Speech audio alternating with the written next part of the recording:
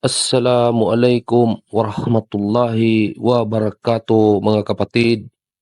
Ngayon atin pong aalamin kung ano ang layunin ng ating pagkakalikha o pagkakaroon ng buhay dito sa mundong ito.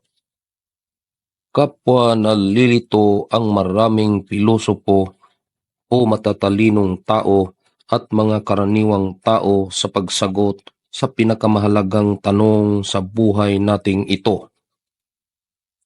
Bakit ba tayo naririto sa mundo?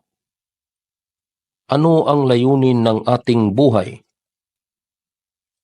At sa katotohanan, binigyang linaw ng Quran ang hangarin at layunin ng pagkakaroon ng buhay ng tao ng may lubusang pagpapaliwanag ayon sa sinabi ng Allah subhanahu wa ta'ala, "At hindi ko nilikha ang jin at tao kundi upang ako ay kanilang sambahin lamang." Surah Az-Zariyat, chapter 51, verse 56.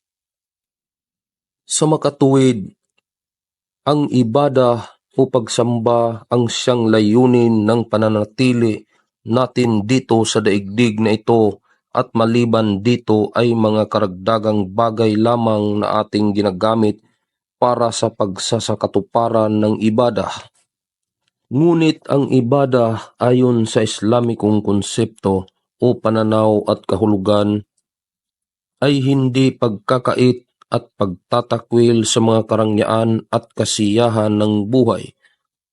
Bagkus ito ay sumasaklaw din sa pagsasagawa ng salah o pagdarasal, pag-aayuno at pagkakawanggawa, at lahat ng gawain ng tao, pakikipag-ugnayan, maging ang kanyang paglalaro at pagpapakaligaya hanggat may kalakip itong mabuting layunin at mahusay na hangarin.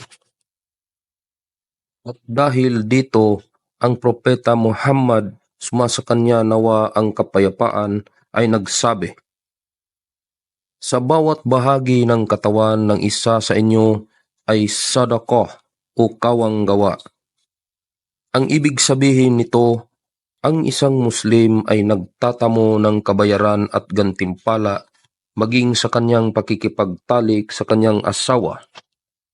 At sa gayon, ito ay nagiging mga gawaing pagsamba, ang ibada na siyang layunin ng buhay, mga katotohanang bahagi ng buhay, kaya ang isang Muslim ay palipat-lipat sa iba't ibang uri ng mga ibada o pagsamba.